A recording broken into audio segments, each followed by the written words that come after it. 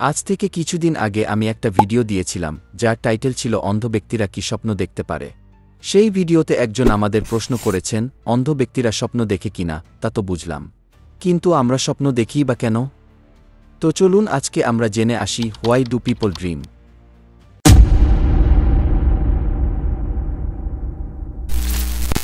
প্রথমে আমাদের জানতে হবে স্বপ্ন জিনিসটা আসলে কি।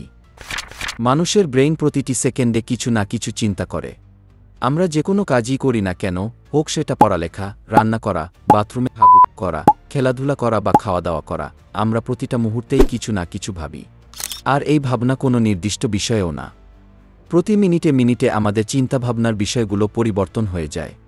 ধরুন এখন আমি ভাবছি আয়রন ম্যান কি আবার মার্বেল ইউনিভার্সে ফিরে আসবে।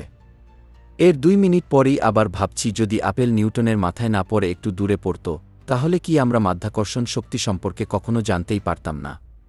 শুনতে একটু অদ্ভুত হলেও আমরা সবাই এইরকমই কিছু না কিছু ভাবি। আপনি নিজেও প্রতিটি সেকেন্ডে নিজের মনে অনেক কিছুই ভাবেন। কিছু কিছু চিন্তাভাবনা তো এমন হয় যার কোনো লজিকই নেই। আমরা আমাদের দৈনন্দিন জীবনে এইরকম অনেক কিছুই ভাবি। এগুলো হলো ইমেজিনেশন বা কল্পনা। স্বপ্ন ঠিক এমনই একটি কল্পনা যা আমরা ঘুমানোর সময় দেখি। এবার প্রশ্ন হলো, আমরা স্বপ্ন কেন দেখি? আমরা স্বপ্ন মূলত 3টা কারণে দেখি। Number 1, mental rest. একজন ব্যক্তি সারাদিন কাজ করে যখন তার শরীর আর মস্তিষ্ককে বিশ্রাম দেয়, তখন মস্তিষ্ক সারাদিনের বিভিন্ন অভিজ্ঞতা, অনুভূতি এবং স্মৃতি প্রক্রিয়াকরণ করে। এই প্রক্রিয়াকরণের সময় আমাদের সারাদিনের ঘটনা স্বপ্নের মাধ্যমে পুনরাবৃত্তি হয়। মূলত আমাদের মস্তিষ্ক স্বপ্নের মাধ্যমে নিজেকে বিশ্রাম দেয়। Number 2, emotional balance. স্বপ্ন আমাদের আবেগগত ব্যালেন্স বজায় রাখতে সাহায্য করে।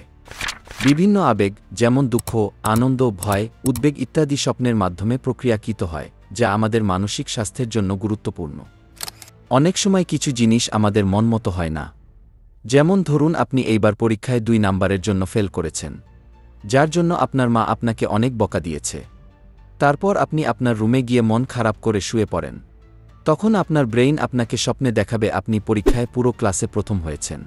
আপনি আপনার রেজাল্ট মাকে দেখালেন আর আপনার মা অনেক খুশি হল। আপনার বাবাও খুশি হয়ে আপনার জন্য একটা সাইকেল নিয়ে এলো। বাস্তবে কিন্তু এগুলো ঘটেনি, কিন্তু আপনার ব্রেইন আপনার ইমোশনাল ব্যালেন্স বজায় রাখতে আপনাকে এগুলো দেখায়। Number 3, memory store. স্বপ্ন আমাদের স্মৃতি সংরক্ষণে ভূমিকা রাখে। স্বপ্নের মাধ্যমে নতুন তথ্য এবং অভিজ্ঞতা মস্তিষ্কে স্থানান্তরিত ও সংরক্ষিত হয়।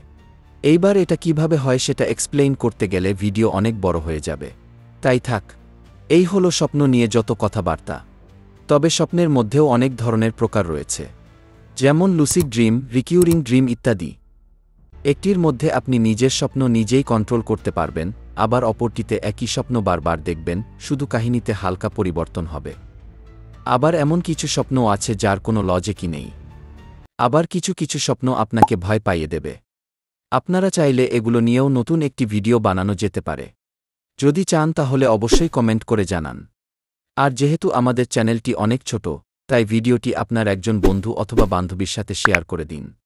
আর অবশ্যই চ্যানেলটি সাবস্ক্রাইব করে বেল আইকনটি অল এ সেট করে দিন। দেখা হবে নতুন কোনো ভিডিওতে। সেই পর্যন্ত বাই বাই।